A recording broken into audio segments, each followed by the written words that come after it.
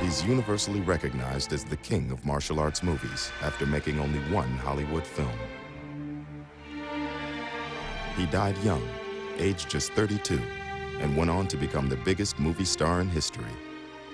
And he influenced popular culture more than anyone, before or since.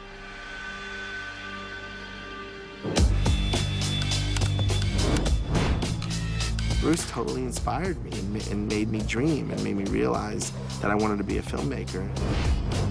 He definitely inspired me to want to do more with my life. I know that Bruce Lee is the best. Bruce Lee changed the world. It resonated not only with Asians, but it resonated with the black community, the white community. He was a hero for an entire culture that had no heroes. Bruce Lee is the father of mixed martial arts. That was a huge elbow that... Bruce Lee isn't just a fighter, he's a thinker, and the rules that he created in his book and the guidelines, they're transferable to anything in life. He was smart enough to create this very simple, iconic image that was endlessly reproducible. He's everywhere.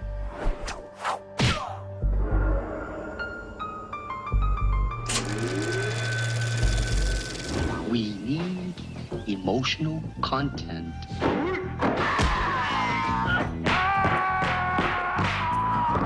Don't think, feel.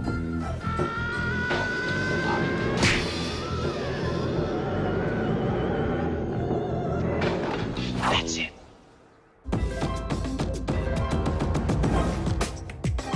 Bruce Lee, actor, icon, and skilled martial artist.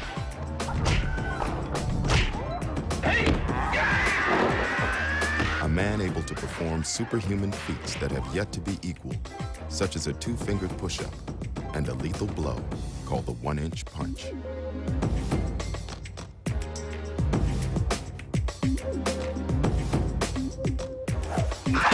As well as a skilled martial artist, Bruce Lee was a writer, philosopher, and filmmaker. He was the first person to use his phenomenal kung fu skills on screen without the aid of special effects. Bruce Lee totally revolutionized the way unarmed combat would be presented on screen.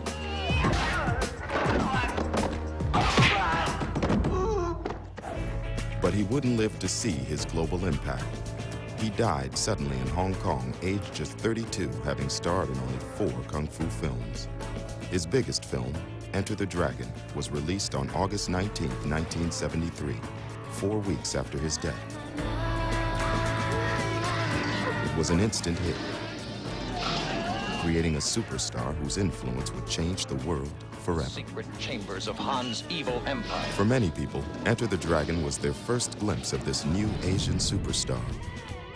The movie left a profound and lasting impression, influencing and inspiring people around the world, like rapper and actor LL Cool J. From the first time I saw him on screen, you know, I just thought he was electrifying. He had a lot of charisma. He was magnetic, so fluid with his movements and so cat-like. It was just really, really exciting for me. A lot of his speaking he did through movement, through posture, through looks and glances. I mean, there were certain scenes where he didn't even have to say anything. LL Cool J is the first rap artist to amass 10 consecutive platinum-selling albums. He's moved on to a successful acting career, with more than 30 films under his belt.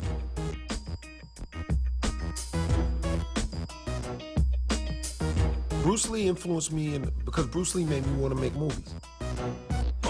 He was a powerful human being, and you know, that inner power, I think, resonated. It jumped off the screen and touched you personally. It's not just actors Bruce Lee has inspired. His influence can be felt in people from all walks of life. Anybody who came into the martial arts film world, whether they admit it or not, Bruce Lee was a prime influence. More interesting is the way that people in other areas of popular culture, the rappers, the musicians, the filmmakers, directors, cinematographers, they all have been influenced by Bruce Lee. Hollywood film director Brett Ratner cites Bruce Lee as his biggest influence. He's directed 8 feature films, grossing over $1.5 billion, and is best known for the Rush Hour trilogy, starring Jackie Chan and Chris Tucker. The first Bruce Lee film I saw was Enter the Dragon, and I became obsessed with it. I think I've watched it more than any other movie I've ever watched in my entire life. And it just completely blew me away. He had such a unique persona, such a unique style, and individuality. He made fighting entertaining. He made it fun. He made it dramatic. He made it emotional. Actor Eddie Griffin's first experience of Bruce Lee was watching his second film, Fist of Fury, also known as The Chinese Connection. It was released in 1973, made in Cantonese and dubbed into English. Why did you kill my teacher? Man, we were at the drive-in theater, Kansas City, Missouri, right? It's one of those movie theaters where they have 2 screens. There's one over here and there's one here. And we were watching Fist of Fury. And there's a porno playing on the other one. Tell you how good Bruce is. Nobody was watching the porno. We fight alone or all together? It'll just take me to show you. Blown away, man. We came out of the place. Immediately, everybody started emulating Bruce. Throwing kicks at your little brother, you know, at your big brother, you know. And been hooked on that dude ever since. Fellow comedian and actor Margaret Cho first saw Bruce Lee when she was 8 years old, watching his films with her family. He was like a beautiful, beautiful man, but also something that was not human. I think his influence for me personally was really huge, and watching him as a child made me see, or gave me the notion that I could do whatever I wanted. I don't know like how I got the idea that I could be a comedian and be in movies and be in TV. I just don't know, but I realized it was because of Bruce Lee. So I feel like I have an eternal debt to him that I've got to fight somehow. And many did just that, going on to become champions in their own field. Sugar Ray Leonard is widely regarded as one of the best fighters of his generation, earning an unprecedented 6 world championship titles in 5 weight classes. I've told people all over the world that Bruce Lee was one of my idols, mainly because of his mental stability, because of his fighting spirit, because it was more mental than just physical. What's more interesting is to meet people whom you would not imagine, like Carlos Santana, who you would not think was a Bruce Lee fanatic. And he came to Hong Kong, the first thing he said was, "Where's the Bruce Lee memorial? I want to go and pay respect to the spirit of Bruce Lee." So it's all pervasive, and I've encountered it again and again during my work. Athletes, actors, artists, and musicians all cite Bruce Lee as an influence. So how did a skinny kid called Lei Siu Lung rise from the back streets of Hong Kong to become the global icon known as Bruce Lee?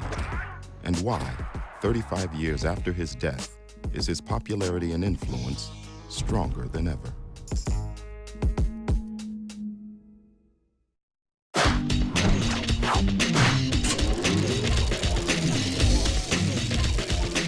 Water can flow or creep or drip or crash. Be water, my friend. Bruce Lee's philosophy has sparked an unusual following across European cities. This is free running, the art of expressing yourself physically as you move across urban spaces.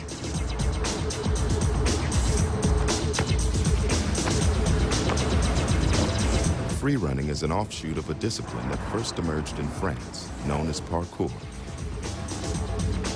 It took Bruce Lee's philosophy of developing instinctive movement and applied it to how a body can move across an urban space as freely and directly as possible. The ultimate goal with free running is to be fluid and to attain flow. Bruce Lee said that you must move like water to flow, to adapt to any given situation. So you never stop at obstacles, you just keep moving and find a way around them. Bruce Lee has been a big influence on parkour free runners because of his philosophy. These arts also have a philosophy. It's not just simple movement. There is actually a method to it, and there is like ways of intercepting the obstacles, ways of calculating, being sensitive to your environment, and ultimately altering your awareness so you become more in tune to yourself and your environment.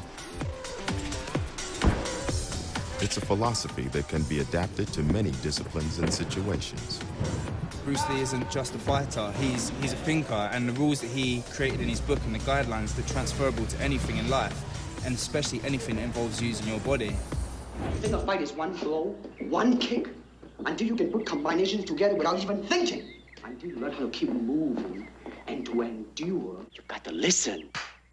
Bruce Lee's philosophy is absolutely as fresh as when it was newly minted in the 1970s. Adapt what is useful, reject what is useless, and create what is specifically your own, which you can apply to anything. I might do that as a filmmaker, you might do that as a documentary filmmaker, somebody else might do that as a musician, as a sculptor, dancer, whatever. Everybody can adapt that philosophy to their area of expertise. Bruce Lee's introduction to philosophy started early, at 13, when he began studying Kung Fu under the guidance of the legendary master, Yip Man. He taught Bruce Lee that the martial arts involve much more than just the physical.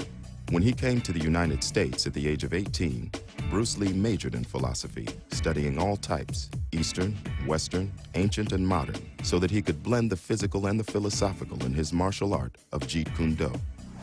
He summed up his philosophy of being flexible, fluid, and not sticking to one particular style in a television interview in 1971.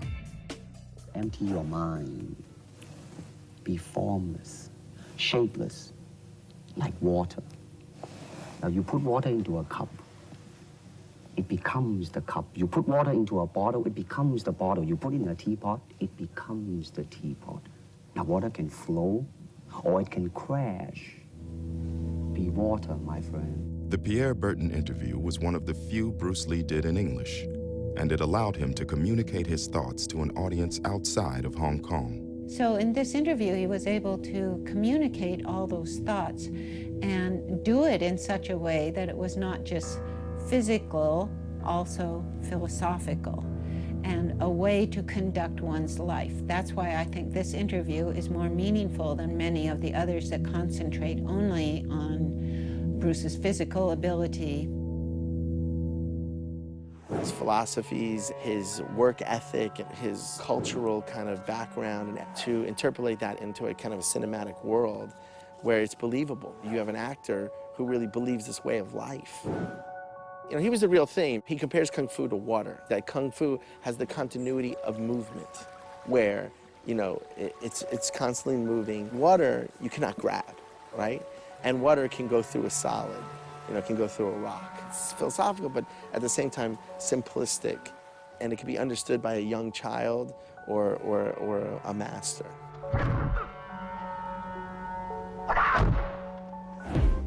Bruce Lee's philosophy, recounted in his book, The Tao of Jeet Kune Do, was apparent in some of his earliest American TV appearances, where he would include his teachings in the script.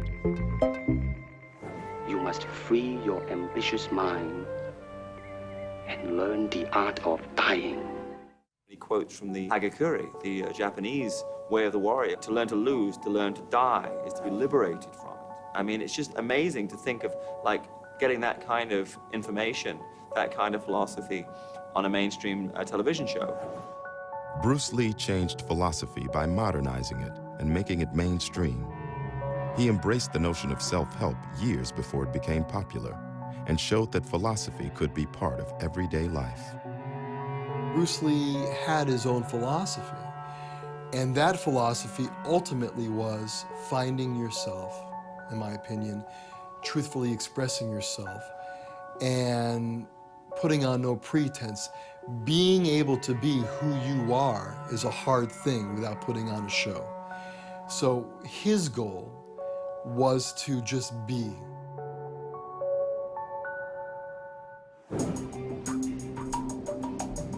Bruce Lee's philosophy is still being picked up and taught by people around the world. Sifu Shi Yan-ming is a 34th generation Shaolin monk who defected from China to the US in 1992 and opened up a Shaolin temple in Manhattan. He teaches Chan philosophy, also known as action meditation. Tell you about Bruce Lee's philosophy. His philosophy was fantastic, just like I'm teaching the Chan Buddhism, Chan C-H-A-N, Buddhism, the philosophy, knowledge. Nothing can be everything. Everything can be nothing. Sifu Shi Yan-ming credits Bruce Lee as being the main influence on his life and believes that he should be recognized as one of the world's great philosophers. Bruce Lee was authentic martial artist. Also, he was the philosopher. If he wasn't great martial artist, he will be the greatest philosopher, without question.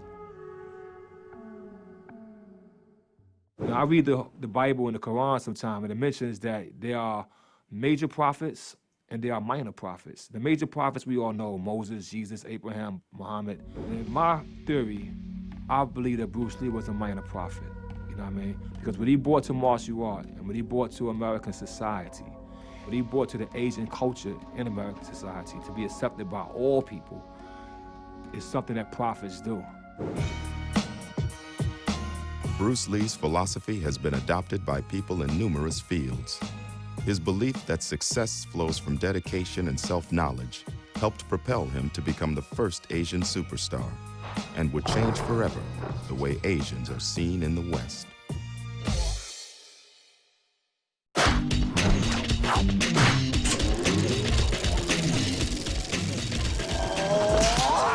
Bruce Lee exploded onto American cinema screens in August 1973 in Enter the Dragon. For many Asian Americans, he was a revelation, the first Asian hero they had ever seen on the screen. Usually, you would be seeing white actors playing Asian roles, like Mickey Rooney in Breakfast at Tiffany's. You disturb me! So the appearance of Bruce Lee was quite revolutionary because people of the actual race were playing that race. He brought Asian faces to American cinema. For many Asian people around the world, Bruce Lee became an instant role model. We connected to him because he was the first one that came out and said, look, I'm Chinese, I have yellow skin, you know, I can do everything else everybody else can. For myself, growing up in America, I can totally relate to him. You know, coming to America as an immigrant, being a minority in a dominant white world, and the things that he wanted to achieve in life. I believe that's why other minority races, they can relate to that, especially the urban minorities. They can feel the same passion that Bruce Lee wanted to bring for his own race. Before Bruce Lee, the majority of Asian characters in Western films were limited to being evil masterminds like Fu Manchu, subservient laborers, or comic fools. Bruce Lee really changed the way Asian actors are seen in the West, and I think that's something you can give him a lot of credit for. For Chinese people around the world, and also for minorities around the world living anywhere where they're sort of oppressed, beaten down, have a crummy job. This was huge. This was someone with non-white skin who was not Caucasian. This was someone standing up and sticking up for themselves.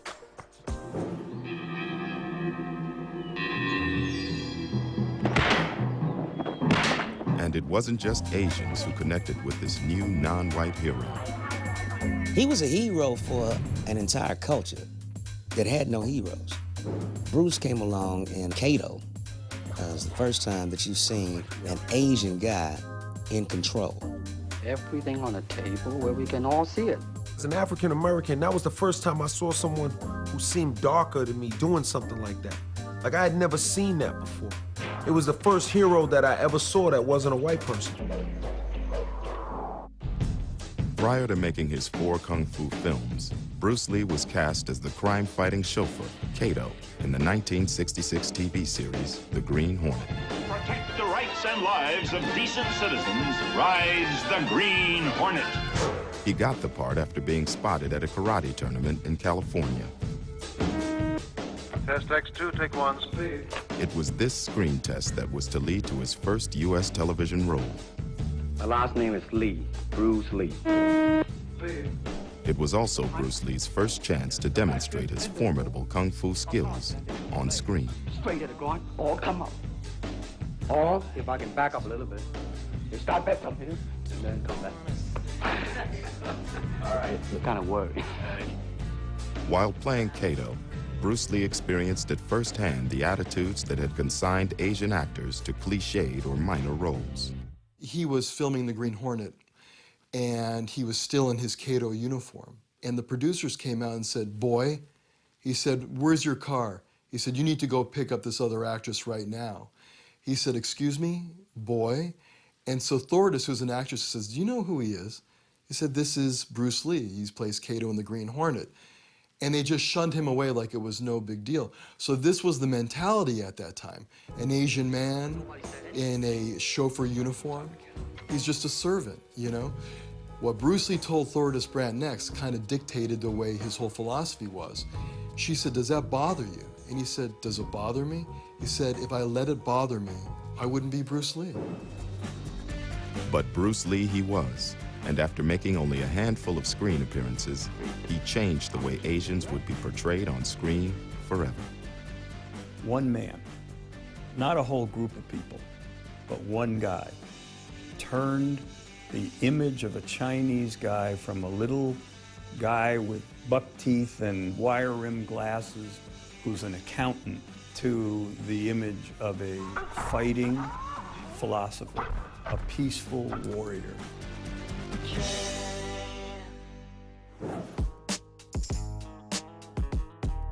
The film that propelled this fighting philosopher into the public's consciousness was Enter the Dragon. It was the fourth and last film Bruce Lee made, and the first co-production between a Hollywood and an Asian film company. Enter the Dragon is the movie that really put Bruce Lee on the world stage. And the reason for that is purely it's in English. A lot of people saw a Bruce Lee movie who otherwise would not have done so. But you look at the movie as a whole, the performances, the writing, the cinematography, everything is great about Enter the Dragon. And Bruce Lee's in a great movie. It's not just a haphazard picture with Bruce Lee elevating it. So a lot of the critics were wrong about Enter the Dragon, and over time, it's been reappraised as an extraordinary film, as it is. Enter the Dragon was also the first martial arts film with mass cultural appeal. Culturally, it spoke to everybody. You know, you had Jim Kelly in there representing African Americans. You had John Saxon representing Europeans. And you had Bruce representing Asia. So culturally, I mean, it was well-rounded. But an English language martial arts film had never been made. So Bruce Lee and his Hollywood partners had no idea if anyone in the West would care. It was unique and very risky. It was a hugely stressful time for Bruce because he wanted so much for it to be a wonderful, fabulous entry for him into the American film market. He was very perfectionist about how he wanted the script to be and who he wanted to be in it and the choreography of the fight scenes and all that. So he was involved in every aspect of that film. Actor John Saxon had no idea of the film's impact until the premiere. I was in the back of a limo and peered out the window and I saw a line of people. And the car kept moving and I kept seeing that the line was extended and extended and extended. And finally, passing the block, I saw that it went down the street. And I said, "What the hell's going on there?" They said, "That's your film." I said, "My film?" And it hit me. The film was a phenomenal success, taking in $3 million in the US in its first 7 weeks. Costing less than $1 million and generating $200 million, Bruce Lee's breakthrough film went on to become one of the most commercially successful films ever made.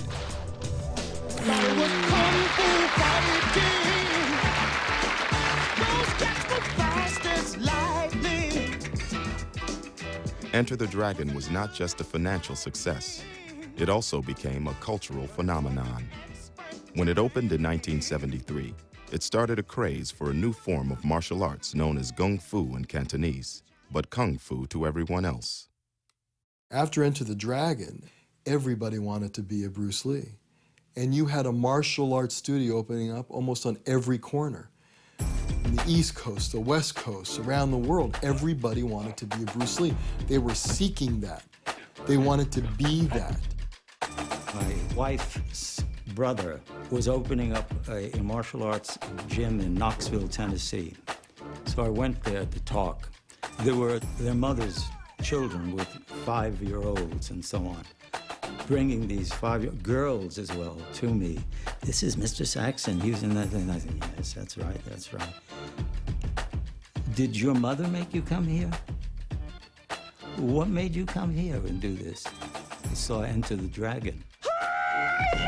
Soon everybody was kung fu fighting across the globe, and pop stars from Donny Osmond to the king of rock and roll himself were showing off their kung fu kicks. Without Bruce Lee and Enter the Dragon, it might have been years and years and years, and maybe not at all, that martial arts as a genre would have become available. Bruce intellectualized the art form, and his persona in films brought it to the world. It brought martial arts to the world, it brought kung fu to the world, but it also brought Asian cinema to the world. As well as introducing the world to kung fu, Bruce Lee also introduced another new word to the West, the name of a little-known Asian weapon called the nunchuck.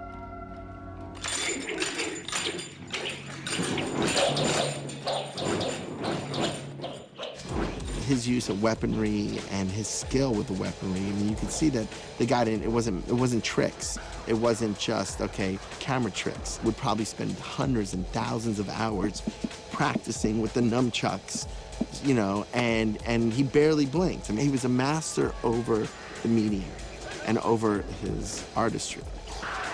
It looked like he was almost breakdancing with the nunchucks that rolled around on the floor, hitting everyone's ankles with the nunchucks.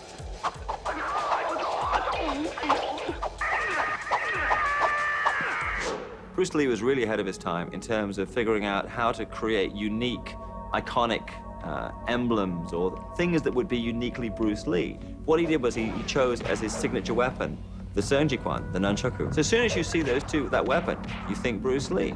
The kung fu Bruce Lee demonstrated on screen was all about realism, much like his own creation, known as Jeet Kune Do. It was a revolutionary approach to fighting that would change the world of martial arts forever.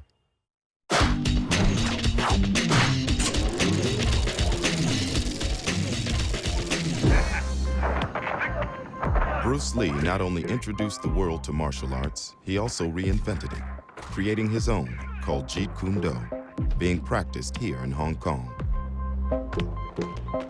It's the forerunner of the mixed martial arts scene in UFC. Its key principles: simplicity, economy, and being as direct as possible. Jeet Kune Do is called the way of intercepting fists. Actually, Bruce Lee has explained his Jeet Kune Do as the art of fighting without fighting. So that means if we don't allow our opponent to start a fight, then there will be no fighting. And that is the highest technique and the ultimate aim. In a fight situation, Bruce Lee's ultimate aim was to take his opponent out before he had a chance to attack, using any means necessary.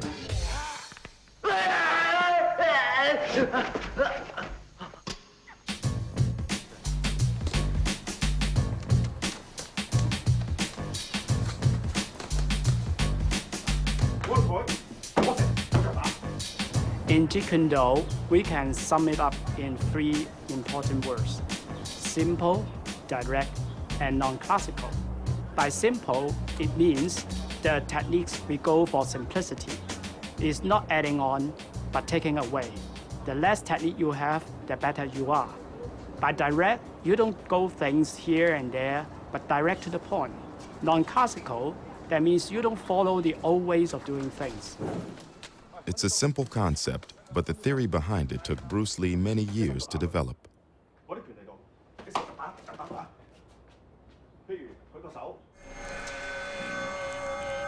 Hong Kong in the 1950s was a tough place to grow up.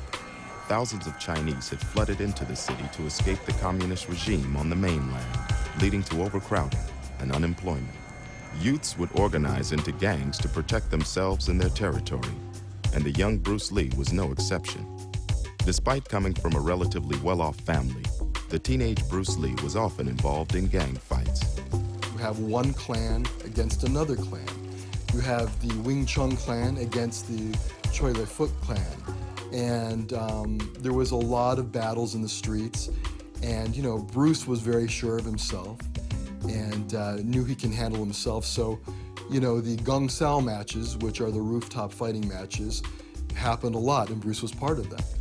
After getting beaten one time, Bruce Lee decided to learn a martial art that could be used in real-life situations. He began by learning Wing Chun, and by the time he arrived in Seattle in 1959, he was a competent teacher. Taki Kimura was one of Bruce Lee's first students and closest friends. This young man at 18 was a holy terror in terms of athleticism. I mean, he was an all Hong Kong champion cha-cha dancer.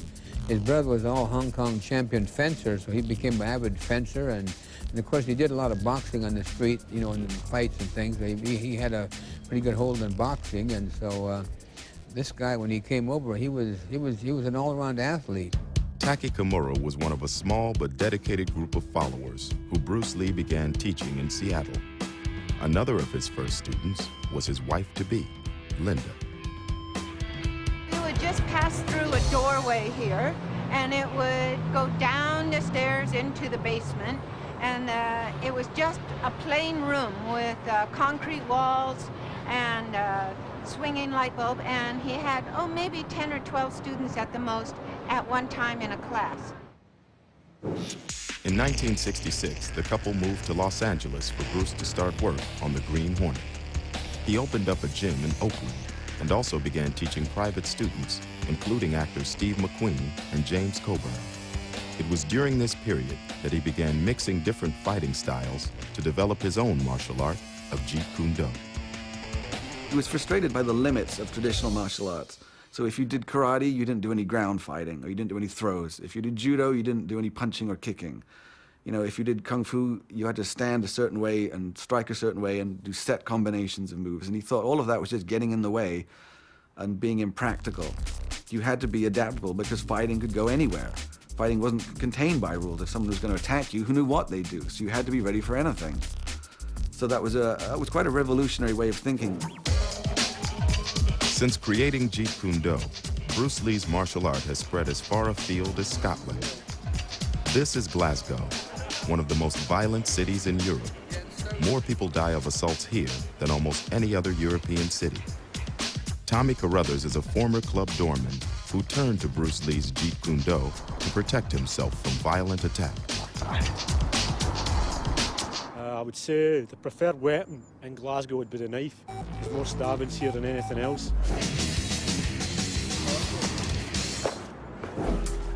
Tommy was trained by Bruce Lee's last private student and protege, Ted Wong. Since taking up Jeet Kune Do, he's become one of the top practitioners and one of the few people in the world qualified to teach it. He uses Jeet Kune Do to train people in self-defense so that they can use it if attacked on the street. We really try and take the stuff and apply it to real-life situations, because the guys are here really to learn how to fight. Tommy Carruthers reveals the key to Jeet Kune Do, its simplicity and economy, making it useful in a real attack. In some martial arts, an arm grab might entail a series of complicated moves, but not in Jeet Kune Do. Traditional martial arts seems to be a long-winded affair about going from point A to point B. There's many ways we could show you to give an example. If you look at Bruce's idea, and it's really just based on what would be the closest and where your hands and feet are in relation to the opponent. I just feel in this situation here that because my leg is near his knee, but the groin feels an easier target. So if I was grabbed, I feel as if the groin shot would be easier. This would be a better move than just doing this. And again, we could punch. Bruce Lee's revolutionary approach to fighting has been adopted around the world in sports such as the Ultimate Fighting Championship. Violent and competitive combat using mixed martial arts. He was always trying to figure out the science of fighting. And the reality is, you have to have a little piece of everything to be a complete fighter. That's what mixed martial arts is. And Bruce Lee is the father of mixed martial arts. Bruce Lee's daughter, Shannon, has come to Las Vegas to see her father's influence in action. Talked about Kenny Florian. Good kick by My dad would have really enjoyed UFC. I think he was very into real combat. His art is all about being a complete fighter and being able to handle any situation you find yourself in. And so this is really the closest you can get to it. Mixed martial arts is now one of the fastest growing sports in the world. This UFC heavyweight title fight, where Randy Couture famously lost his crown to Brock Lesnar, was one of the biggest pay-per-view events of the year. It attracted more than 1 million viewers and generated more than $50 million in sales. Bruce Lee's influence on the sport is acknowledged by many of the fighters. I've been watching his movies, studying his martial art and philosophy since I was like 8 to 10 years old, and it completely changed my entire aspect on fighting. Once again, it's Bruce Lee's focus on economy, simplicity, and directness that clicks with UFC fighters. What Bruce Lee used to do is work on circular movement. So if that jab came, he'd work things like this so that he's opening up targets here. In kickboxing nowadays, or MMA, we're doing the same kind of motions, only we're just limiting here so that our body is still open, so that I can do things like take people down, or I can parry that punch to throw a kick. But it's that same basic principle of redirecting motion. He said that if you can't do something live, it's pointless. So what I need to do is take those tactics and those techniques, remove them, and put them in live training scenarios, sparring. And you have to learn what is gonna work in all these different scenarios and be able to employ that right away, without thinking, muscle memory. In Enter the Dragon, the first scene in the movie, they have mixed martial arts gloves. Those are almost exactly the same kind of gloves we fight in today. So the gear he used back then is the same gear we use today. And you see Bruce Lee hit a takedown and go into an armbar, which before UFC, the general public didn't know what an armbar is. But now looking back, 30 years back, 40 years back, we're seeing before anyone really knew what it was, he was employing these tactics. And while Bruce Lee's Jeet Kune Do revolutionized the world of martial arts, his approach to health and physical fitness would change the way other athletes and sports people train their bodies forever.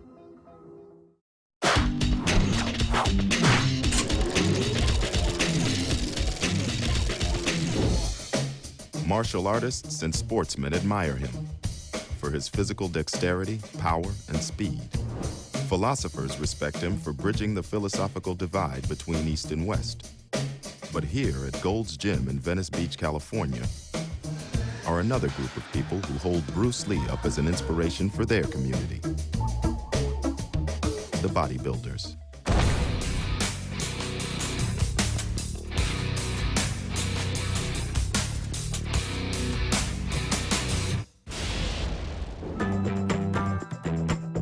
Gold's Gym is the mecca of bodybuilding. It was here that Arnold Schwarzenegger trained, and where many of the world's champion bodybuilders come to hone their physiques. Flex Wheeler is one of the most successful bodybuilders of his generation, winning numerous titles before retiring in 2002. Probably two of the biggest things that Bruce Lee was known as far as his physical attribute. One would be his lats, because he had incredible lats, and then also his abs. Another thing also would be from the rear, his back. In bodybuilding, we call it a Christmas tree. So for a person, you know, having a Christmas tree back in that era is just profoundly unknown or unheard of. Other bodybuilding luminaries, such as Lou Ferrigno, Lee Haney, Dorian Yates, as well as Mr. Schwarzenegger, have all expressed the huge impact Bruce Lee's physique had on them. There are a surprising number of professional bodybuilders who are Bruce Lee fans. And really, it comes down to Bruce's abs. He has a legendary set of abs, deep cuts, incredible serratus muscles, and I think bodybuilders admire that. In the bodybuilding world, I think Bruce Lee came in and really was one of the first proponents of definition as opposed to just sheer bulk. Because if you look at the bodybuilding champions of that era, they were all just massive. They were just huge. And there was him who really came in and said symmetry, definition, you know, getting cut was the big thing. But that was the first time, it was really with Bruce Lee that became something to aspire to. As well as inspiring bodybuilders, Bruce Lee was quick to use their techniques in his own workouts. He was kind of a pioneer in a number of different things, whether it was his dieting or extra training, but he was one of the first that I knew of that actually incorporated, bodybuilding and bodybuilding type movements into his regime as a martial artist. Back then, even now, they felt that in training and weightlifting, it's going to restrict your ability to punch or your speed or make you kind of slow or stuff like that, where I think he took it to a different level and he made it more sports specific on his actual movements that he did in a gym. They were actually to enhance his ability as a fighter. The spur for Bruce Lee to start weight training came after a fight in San Francisco in 1965. He just started teaching Kung Fu. When a traditional practitioner of the art heard Bruce Lee was teaching Westerners, he challenged him to a fight. A pregnant Linda Lee was there to witness it. It lasted about 3 minutes. Bruce got the fellow down to the ground and said, "Do you give up? Do you give up?" And he said, "I give up." So they went back to San Francisco. However, it upset Bruce mightily that he had not dispatched that man in under 3 minutes. And that's when he began to question his physical fitness and his way of martial arts. Bruce Lee decided to re-examine both his fighting and training methods and began an intensive program of physical conditioning. He had a program for every single day. So he did aerobic type things. He rode his bike, he rode a stationary bike, he ran, he jumped rope, all those kind of things for aerobic conditioning. And then he did sit-ups forever, because he had the wonderful washboard abs. And he did strength exercising with weights all the time. And he was very specific. He read books on kinesiology, so he would know how to develop his body. As well as studying the science of human movement, Bruce Lee also designed his own weight training equipment, built by a close friend. George Lee made a couple things for him that were specifically to develop grip strength and the size of Bruce's forearm. Bruce thought that led to an increase in punching power. But one was a grip that you clench your fist open and shut to work your forearm muscles. It's actually a lot like the stuff you see in sporting goods stores now. Bruce Lee's training regimen helped him reach high levels of stamina, speed, and agility. It allowed him to perform feats of superhuman strength, such as a two-fingered push-up, seen here in rare archive footage from a karate tournament in 1967. He also perfected a super fast and powerful blow, known as the one-inch punch. This guy was probably the fastest person I've ever seen. And he had that strength. I mean, the one-inch punch, for instance, he would knock you clear across the room. Lee's speed was legendary. Even when slowed down to a quarter speed, his strike is still hard to capture on camera. He could stand 5 feet away from you, leap in there and tap you on your face and be back here standing before you could move, before you could intercept it. And then every time they'd say, well, wait a minute, I wasn't ready, do it again. And he'd do it about 2 more times and they'd say, oh, hell, I can't put up with that, I think a lot of the speed and timing that Bruce Lee had was from the conditioning and strength and the way his body worked. He was very, very concerned with his fast twitch muscle. That one-inch punch that he developed, one of the fastest strikes and still used today, and that transfers over, obviously, into the boxing side. This ability to pack a punch has been acknowledged by some of the world's best boxers. That was the most amazing thing about Bruce, was the fact that he could generate so much speed and velocity in his punches. Short punches that he used his body and the type of leverage he was able to gain, because he understood the mechanics of the body. Bruce Lee didn't just confine himself to exercising his muscles. He was also concerned with the fuel he was putting into his body. He began experimenting with high-protein drinks that he blended himself and supplemented with ginseng, royal jelly, and massive doses of vitamins.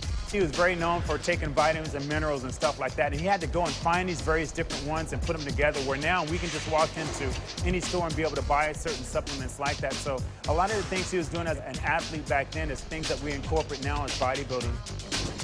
Bruce Lee's approach to high-protein drinks was revolutionary and shocked some of his colleagues when he returned to Hong Kong. At that time, when we were not making movies, we would go to his house. He showed us how he ate beef, raw beef from the US. He put the raw beef into the blender and added milk, 7 eggs, and then wow, he gulped that thing down. We were terrified. It was amazing.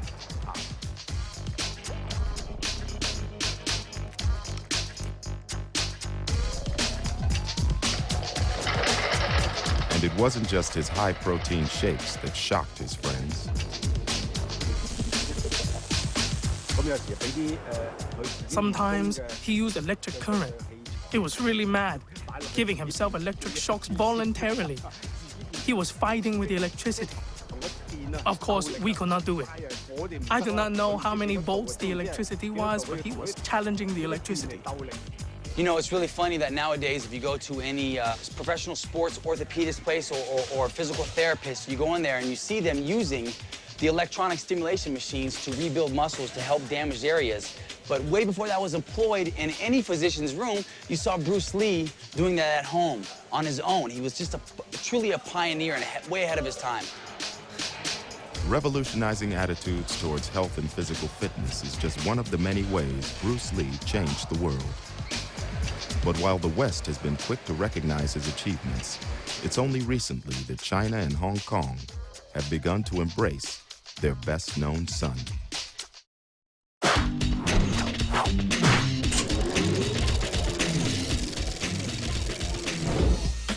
It's been more than 35 years since the man universally hailed as the king of martial arts movies died after making just 4 kung fu films. Since his death, Bruce Lee has been recognized as a visionary who changed not just action movies and martial arts, but also philosophy, music, and pop culture.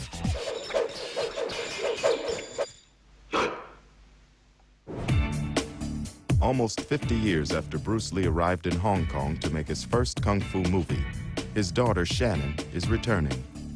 She's here to meet former friends of her father's and to promote the Bruce Lee Foundation that she now heads.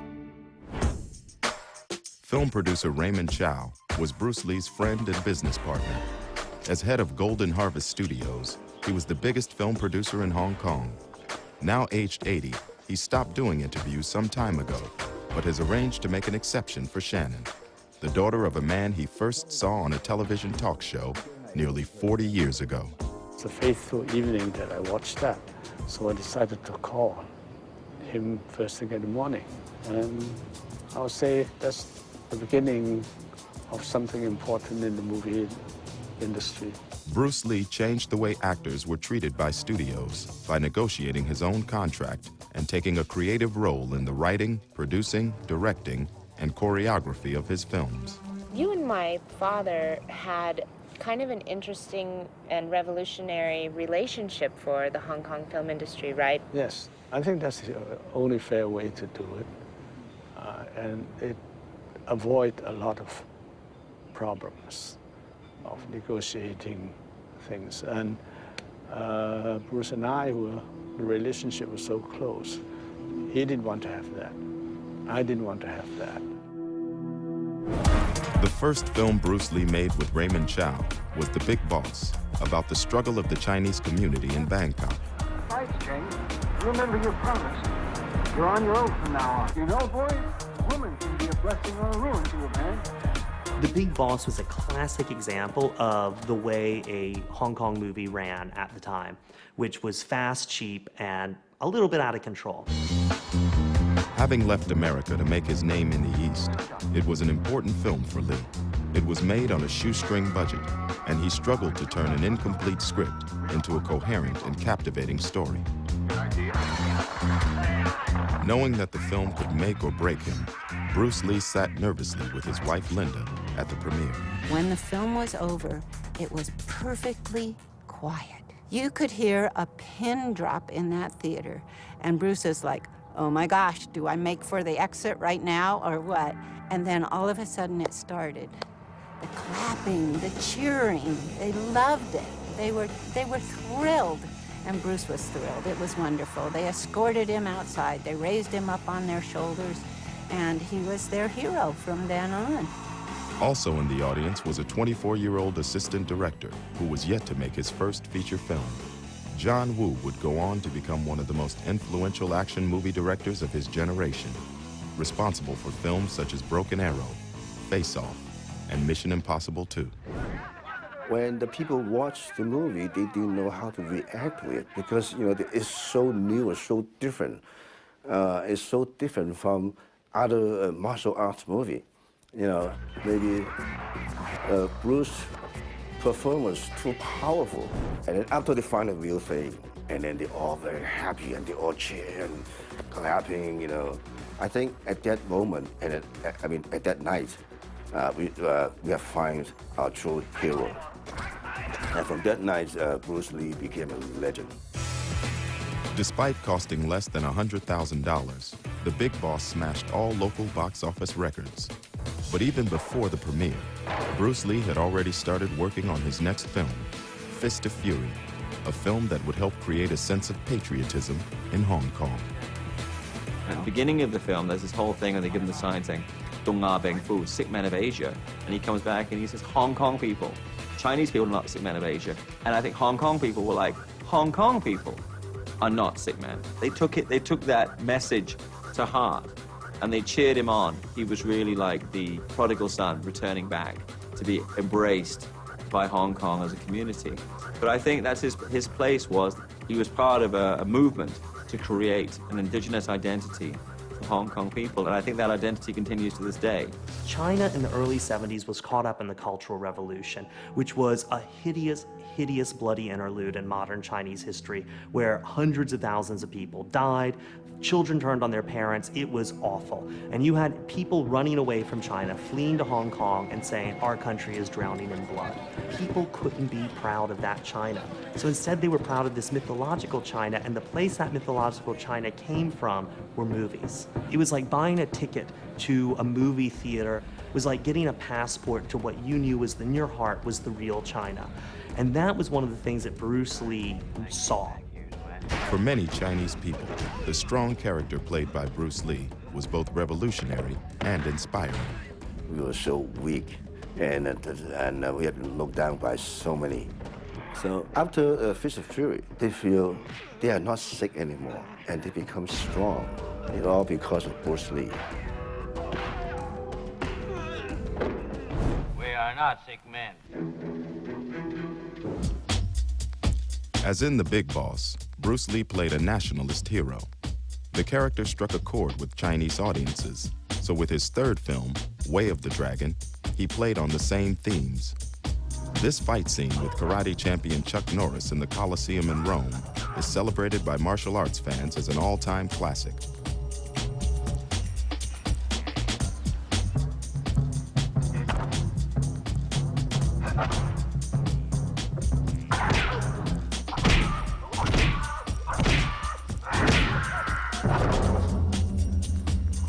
Once again, Lee plays an upstanding and understated Chinese character that defeats his non-Chinese foe. They also had encouraged me to make my own film with the real Chinese spirit. You know, that's how I got the influence. You know, and also make me believe if you work hard, you will succeed. You know, same as Bruce Lee. Today, decades after becoming an unlikely star in Hong Kong, Bruce Lee is now embraced as an icon for all of China. In recognition of his contribution to Chinese culture, the authorities there are opening a $25 million memorial park near Bruce Lee's ancestral home of Shunde. You know, it is the ancestral home of my family, so I've always wanted to go and see that just from a historical point of view. And it's a very interesting trip for me because I've never actually crossed the border from Hong Kong into China. So this is my first time going there, traveling by bus, and I'm just really excited to see it. Also to see what they have, you know, for my father there.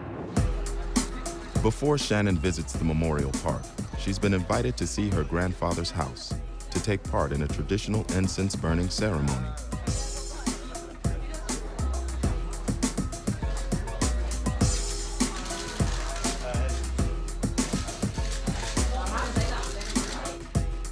Word has spread of Shannon's visit, and the whole town turns out to welcome her.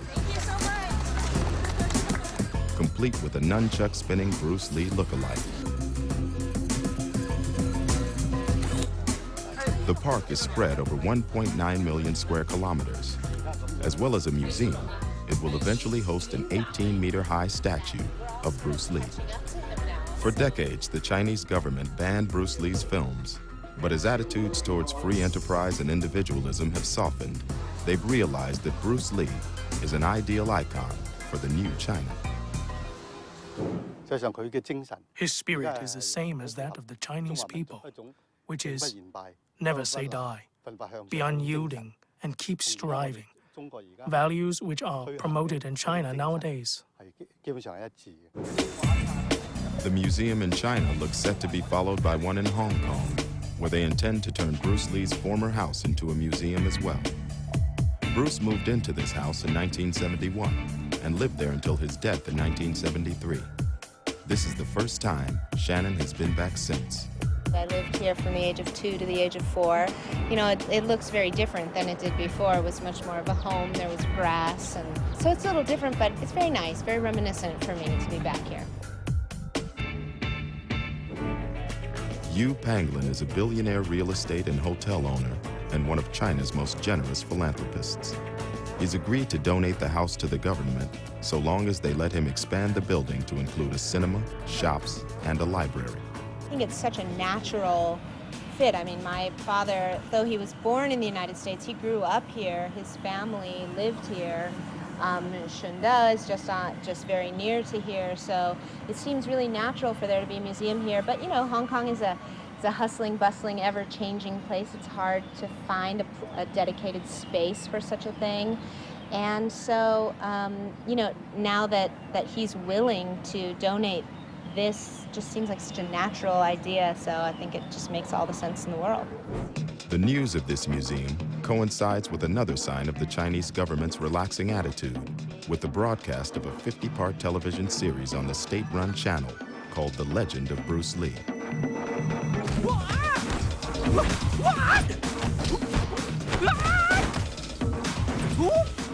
It's not available on Hong Kong TV, so tonight will be the first time many fans of Bruce Lee here will get to see it. It's pretty amazing, and it kind of gives you a whole new understanding of who he is as, you know, as a martial arts person and as a family man and, you know, as a professional. I think it's pretty amazing that China has wanted to embrace my father in this way. You know, I think they look at my father as somebody who influenced the world. He sort of bridged the gap, as you will, between East and West, and he did it 35 years ago. And now here's China coming out to the world, essentially having a coming out party to the world. And so I think they see him as a metaphor, in a way, for themselves, and they really are embracing that. It's taken China more than 35 years to embrace its most famous son. The Mammoth series has become the most watched TV drama in the channel's history. And incredibly, the techniques used in the filming and fight scenes were those pioneered by Bruce Lee more than 35 years ago, when he changed the way action films would be made forever.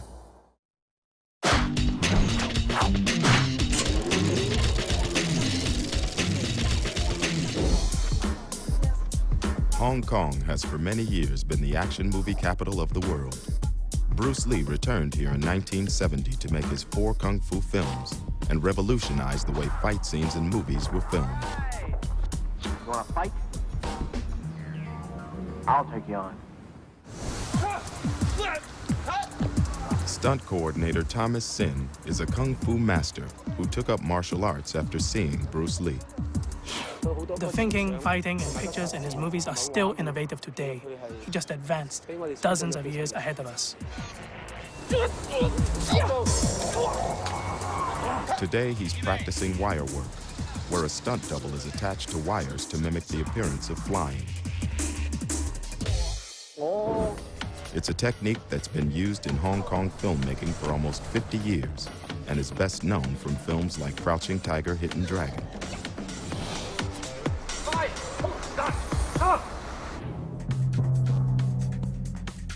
Despite having free rein to use special effects, it was something Bruce Lee avoided. For Lee, realism was everything. The portrayal of his martial arts had to be as close to real life as possible.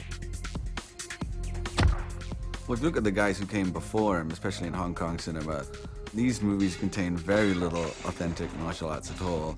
It's mostly a lot of trampolines and wire stunts. Look at the Chinese boxer. The fight scenes are terrible. It's a lot of swinging your arms and people falling over, and then some very obvious and awkward wire work in which people shoot straight up into the air or do flips off trampolines. Donnie Yen is one of the biggest names in Hong Kong cinema.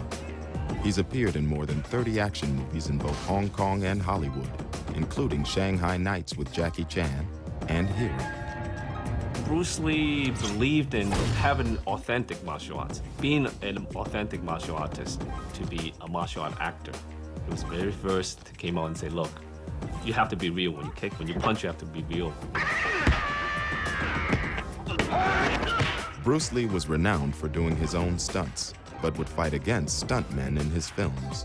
Jackie Chan began his film career as a stuntman in Fist of Fury and Enter the Dragon. He found that Lee's quest for realism came with a price. It's one stick right on my head. You know, one. I just I do the reaction, drop, do nothing, bam, fall down. But he just bang, do whatever he like to do. Finished, run away, then cut. Bruce Lee was uncompromising in his attempts to get realistic fight scenes, but he was sympathetic towards his stuntmen.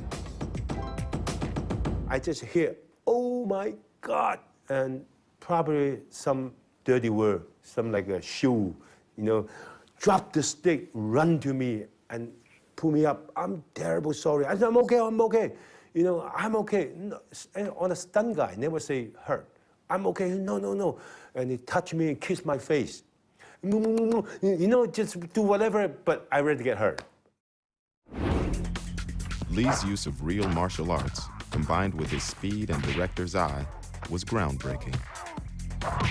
Bruce Lee totally revolutionized the way unarmed combat would be presented on screen. What Bruce Lee had done, because he worked in Hollywood with so many quality filmmakers, came back, he learned which lens to use, how to move the camera, where to edit.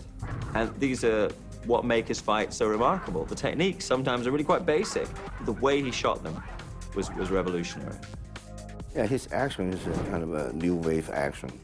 You know, he changed the whole thing. You know, because we have never seen fighting like that.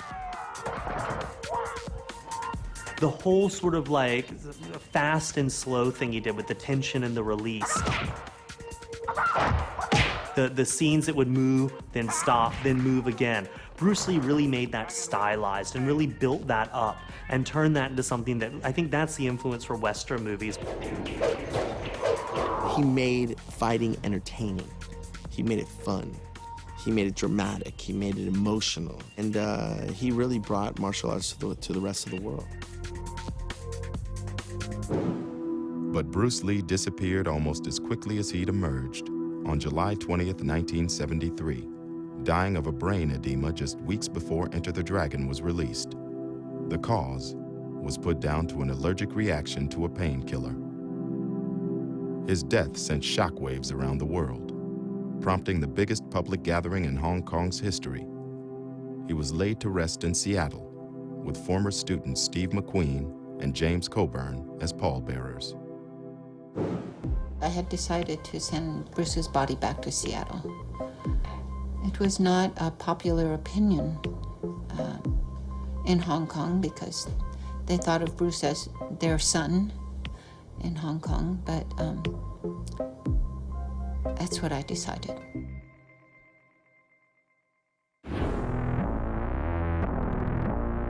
Bruce Lee's sudden death left a vacuum as the world clamored to see more of this new Asian superstar. A rash of Bruce Lee lookalikes and copycat films emerged, inspiring a whole new film genre. known as Bruceploitation. The whole Bruceploitation genre really took off after his death in the 70s, as film producers in Hong Kong were desperate to find, someone else to make some money off of. And right after he died, it was Bruce Lee, Bruce this one, Bruce Jump Over the Fruit, Bruce Jackson from Compton. It's all these Bruces. There's only one. There got to be over 50 to 100 titles of movies with Bruce Lee name in it that has no Bruce Lee in it.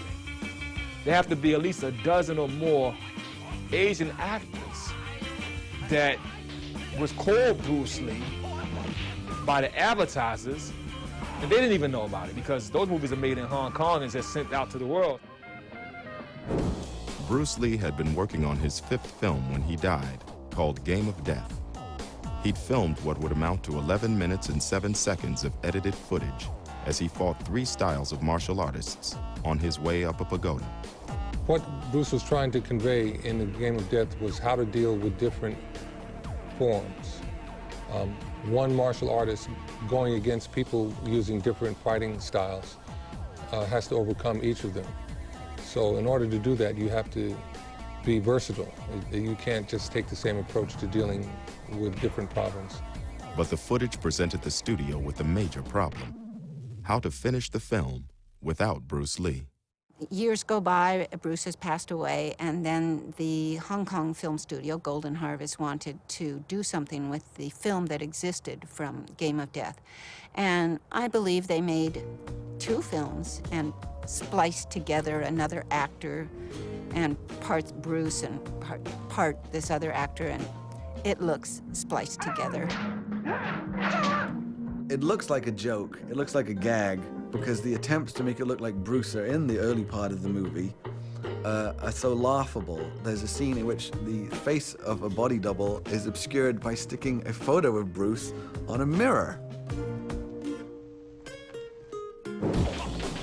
Among the many Bruce Lee imitators that appeared after his death, a few actors emerged who began to establish themselves as unique talents in their own right. 2 of the most successful were former stuntmen and members of the Peking Opera School, Sammo Hung and Jackie Chan. Really, the guy who was smart about it was Jackie Chan.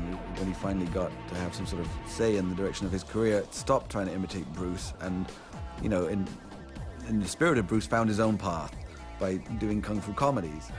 After Bruce Lee, Jackie Chan is the biggest name in kung fu and action films. Nowadays to be found in Beijing more than Hollywood, he long had to struggle against being hailed as the next Bruce Lee. Nobody can be a Bruce Lee. There's only one Bruce Lee, but all the director, martial art director, want every actor becoming a second Bruce Lee. The way you point, the way you fight, nobody can do it for him. But the audience, no, he's the best. Bruce Lee is the best. Jackie has appeared in over 100 films, but is best known in the West for his appearances alongside Chris Tucker in the Rush Hour trilogy, playing a very different role to Bruce Lee. Bruce Lee is very strong. He's a very, like an iron guy. Nobody can beat him. I want to be an underdog. Everybody can beat me. And when Bruce Lee punch like this, me after punch, hurt. I want to be a real human.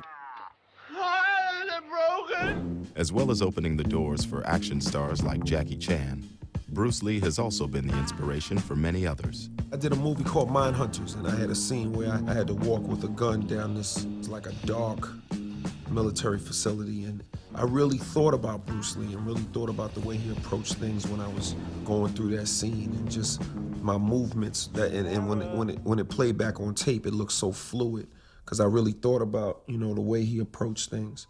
So he definitely is very influential. Like LL Cool J, Eddie Griffin says Bruce Lee inspired him professionally and made him want to take up martial arts. Oh, I did this movie called Undercover Brother. And, it's about this brother who, rather than use a gun, Undercover Brother solves it with his hands. He's a Bruce Lee fanatic. From the time I could remember, Bruce Lee. It's the reason I got into the art. As well as a multitude of Bruce Lee-inspired actors that emerged after his death, many filmmakers sought to pay homage to him by referencing him in their movies. Brett Ratner is one such director, duplicating the fight scene from The Game of Death, as well as the opening shot from Enter the Dragon. I found that exact location that they shot at. I had someone take me there that worked on the movie, and that's where I shot the opening shot of Rush Hour. In Rush Hour 3, I did kind of the reverse. You had a Chinese guy, Bruce Lee, obviously fighting Kareem Abdul-Jabbar. We reversed it. I had a black guy fighting a Chinese giant. You know, I said to my producer, find me the largest Chinese man you can. And he happened to be the second largest man in the world, which is Sun Mingming, who's 7'9". So yeah, so those Bruce Lee movies have tremendous influence on the choices I make. Bruce Lee has been endlessly referenced in Hong Kong movies, Chinese movies, Japanese movies even, Canadian movies, but he's also been endlessly referenced in Hollywood movies. You've got him in the yellow tracksuit from Game of Death. You've got him right there in Kill Bill, Quentin Tarantino's film with Uma Thurman. In Rush Hour, you have uses of his yells and his cries that are in there. Anytime someone gives a yell in a Western movie, it's a Bruce Lee thing. Running for your lives! Filmmakers and actors across the globe cite Bruce Lee as their guiding influence to want to make movies. And despite only making 4 action films, his influence is being felt to this day. His profound legacy is that he created, on a worldwide stage, Asian action cinema. And in the wake of that, you've had the success of Crouching Tiger, Hidden Dragon, and The Matrix, and the Jackie Chan movies, and the Jet Li movies, and all that you've had. And you would not have had that without Bruce Lee. Bruce Lee changed the worlds of film, philosophy, martial arts, and physical fitness. But he also had a profound effect on the creative arts, influencing music and musicians around the world.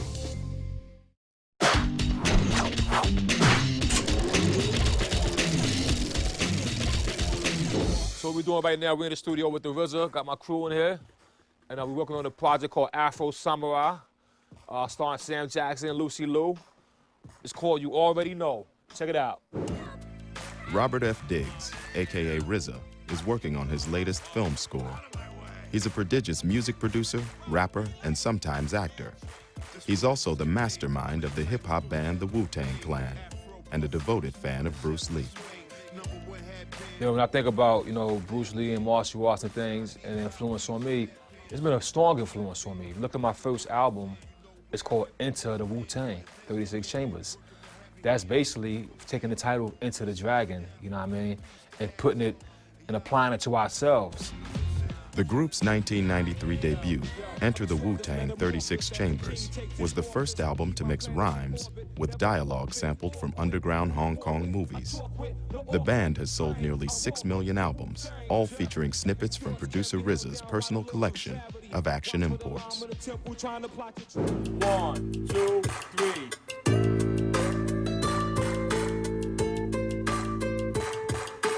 And some pianos.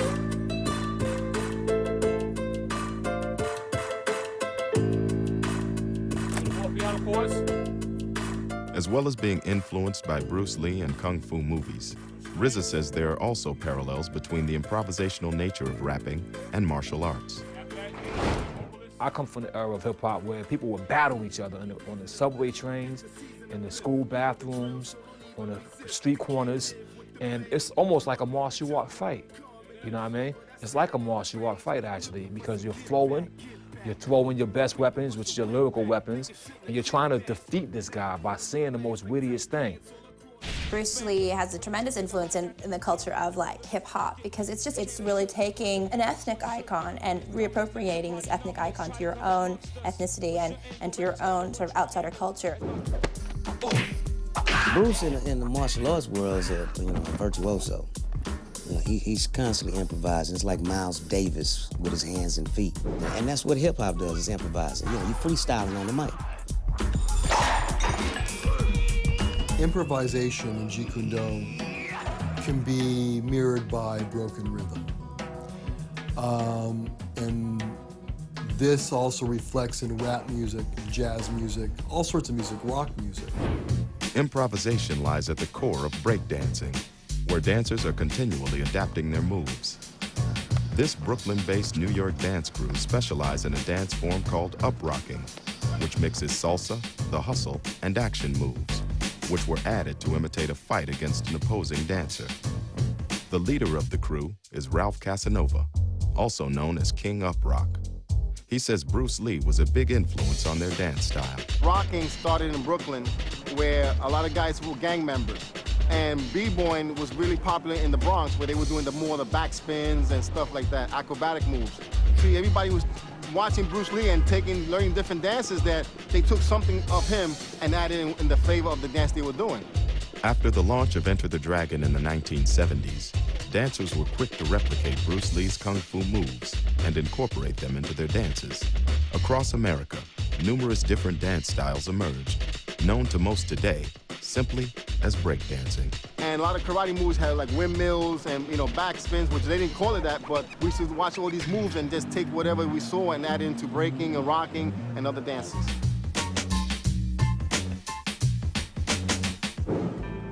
The man responsible for creating the music for the film that first inspired these dancers is composer Lalo Schifrin. As well as Enter the Dragon, he received 6 Oscar nominations for classics such as Mission Impossible, Cool Hand Luke, Bullet, and Dirty Harry. He believes there are parallels between how he approaches composing and how Bruce Lee approached his own martial art. He said to me, martial arts started in India 5,000 years ago. And there were traditions, so I brought the traditions. And I said, you know something? We have something in common. Because 2,000 years of tradition of European classical music, I learned it, I studied too. And I broke the rules. I broke the tradition, so we have something in common. And he was very happy. The soundtrack to Enter the Dragon sold more than 500,000 copies, earning Lalo Schifrin a gold record. It also went on to inspire Hollywood director Brett Ratner, who vowed to use Lalo for his first film after hearing the soundtrack.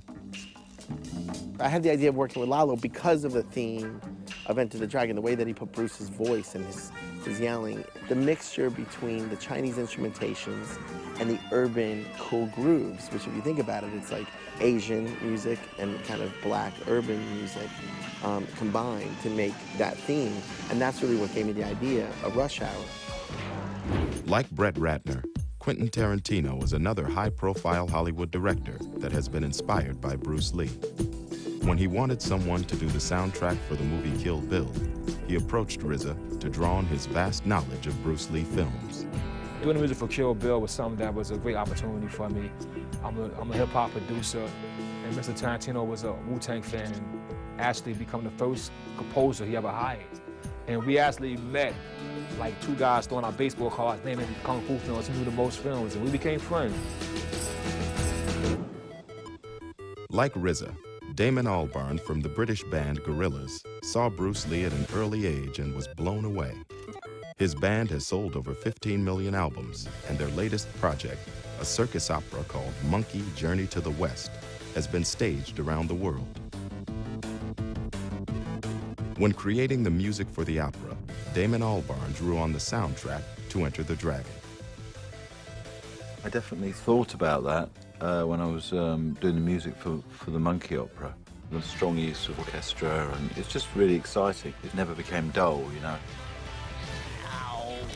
Bruce Lee's influence has been apparent in much of the Gorillaz' work since they launched in 1998 as the world's first virtual band. You always say that too.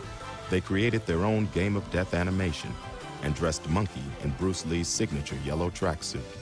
You put Monkey in a Bruce Lee... Yeah, well, exactly. Monkey has a Bruce Lee tracksuit. You can't really... It's so iconic. The Gorillaz aren't the only artists to capitalize on Bruce Lee's image. The international appeal and strong brand identity is something advertisers and marketers have also been keen to exploit, creating a wave of Bruce Lee-inspired commercials, comics, and video games around the world.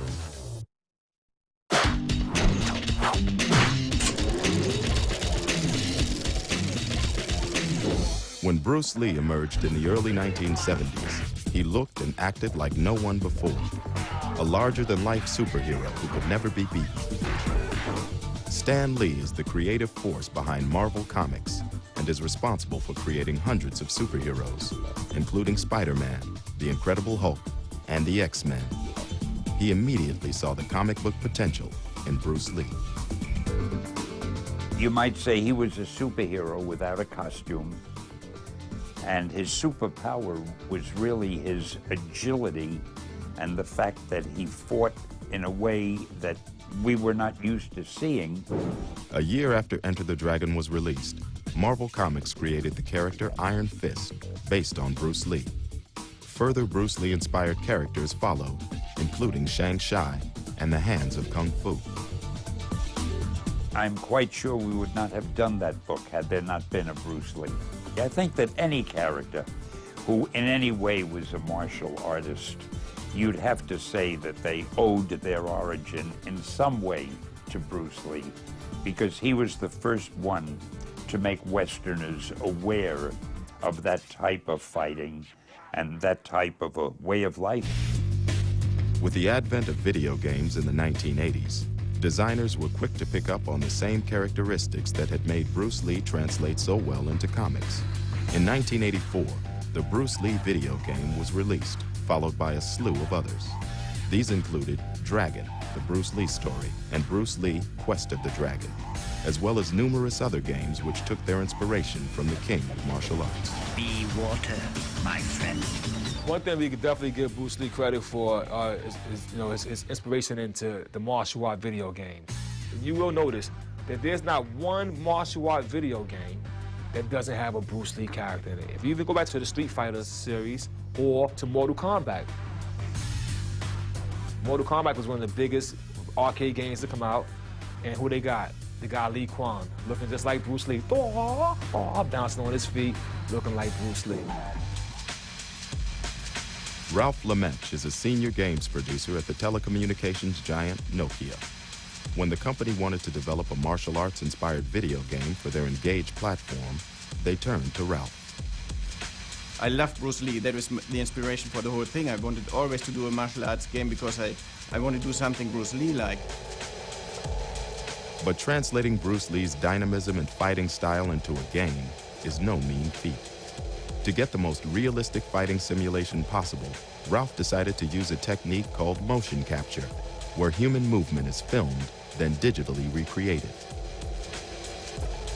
After an extensive search, Ralph found the man he thought best captured Bruce Lee's speed and fighting style, a Jeet Kune Do instructor from Glasgow named Tommy Carruthers. And he's just Jeet Kune Do guy around the world. I mean, his speed, his power, and his precision, it's just unmatched. I just love looking what he does, you know. And we shot, I think, 7 days motion capture. We done all the footwork, punches and kicks, and we done the stunt work and fight choreographer, which was pretty hard work and pretty good, exciting, and something different. I've never done anything like that before. The characteristics that have made Bruce Lee translate well into video games and comics have also been a gift to advertisers. Partly because he was smart enough when he was alive to actually create aspects of his screen persona that are so identifiably Bruce Lee. You don't even need the name Bruce Lee. You don't even need to hear his voice to think, oh, that's Bruce Lee. And with this instant recognition comes a set of values that people associate with Bruce Lee. Bruce Lee defines Kung Fu. If you want to reference sort of strength and sleekness and speed and power, Bruce Lee is shorthand for all of those things. What they're trying to sell is an image of perfection. Right, here's a guy who's really good at what he does, so my product is that good. So I can understand what they're doing. The Bruce Lee brand can represent many things. There are many characteristics that he had, many aspects to his personality. It can represent purity, health, confidence, speed, even tragedy. Ari Merkin is the CEO of the New York advertising agency, Toy. As well as being one of the most awarded creative directors in the world, he's also a huge fan of Bruce Lee, using him as the inspiration for many of his commercials. Bruce Lee influenced me tremendously. Creativity is about sort of spitting out what you've got inside, you know, the things that have influenced you, the images that have stayed in your mind. Bruce Lee and all of the things that I took away from his movies always stayed in my mind. Bruce Lee's image has been used in hundreds of advertisements around the world to sell everything from cars by BMW, Levi jeans, and confectionery. Well, that's funny. I mean, Bruce Lee's image to this day is still used by many advertisers from so many diverse companies, from Mars bars to drinks in Japan to candy to many other things, because Bruce Lee sells. In this Mars bar ad, a Bruce Lee lookalike is being attacked, but instead of using nunchucks, he opts for a far less threatening weapon.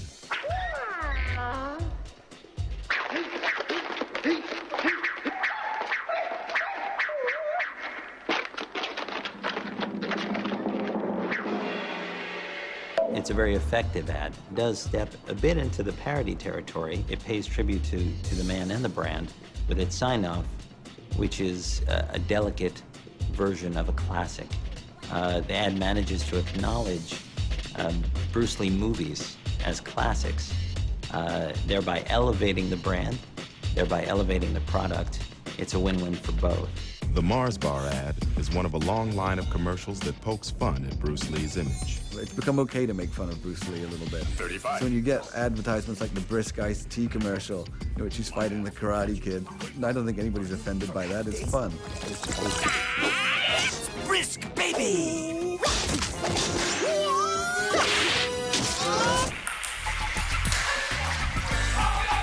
One of the latest campaigns to use Bruce Lee's image is one for the Nokia N96 mobile phone that features Bruce Lee playing ping pong with nunchucks. Since it first appeared in China, it's had more than 1 million hits on YouTube across the world.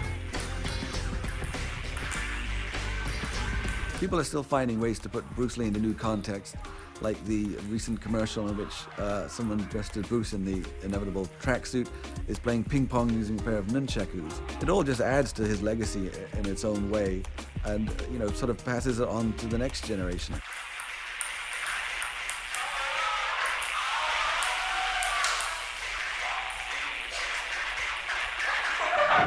It's been more than 35 years since Bruce Lee's death, but there appears to be no let-up in interest, with numerous projects in the pipeline.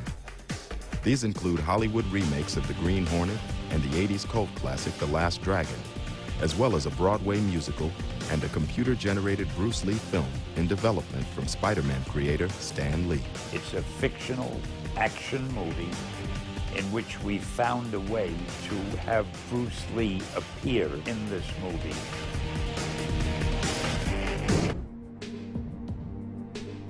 It's Bruce Lee's legacy that was foremost in people's minds when they gathered in Seattle for the 35th anniversary of his death. He's buried alongside his son Brandon, a rising actor who died in a tragic accident on the set of the film The Crow. Bruce Lee's grave has become a mecca for fans, with thousands turning up each year to pay their respects.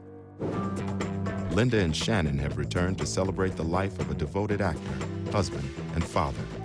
They're joined by more than 400 people who have traveled from as far afield as Lee's ancestral home of Shunde in China. We are so proud of him because he's Chinese. It's a weekend dedicated to Lee's teaching as top Jeet Kune Do experts perform demonstrations. It's also a chance for Shannon and Linda to discuss how they are keeping the legacy alive, with plans for the first Bruce Lee museum on U.S. soil in Seattle, known as BLAM. That's the Bruce Lee Action Museum. So she wanted it to represent movement and action and taking action, and make it also about community, research, philosophy, education, foundation, all of those different things. It's July 20th, the day of Bruce Lee's death, and Linda, Shannon, and many of Bruce Lee's family and friends have gathered at his graveside to pay their respects. This is Bruce's gravestone. In front of it is a book. And on the book it says, "Your inspiration continues to guide us toward our personal liberation." It's the journey that's important, it's not the destination. Bruce Lee is also being remembered in other ways, with statues being erected to him in China and Los Angeles to follow those unveiled in Hong Kong and Bosnia, where he was chosen as a symbol of the fight against ethnic divisions. A spokesman said, "We will always be Muslims, Serbs, or Croats, but one thing we all have in common is Bruce Lee." It's been more than 35 years since the death of the man universally hailed as the king of martial arts movies, a man who changed the worlds of film, philosophy, physical fitness, music, and the arts. A man who died aged 32 before seeing the impact he created. A man who changed the world forever. His impact was so incredibly powerful. I mean, you know, he just really hit popular culture in the solar plexus with the biggest right hand a man could throw. And I think we're still reeling from the blow.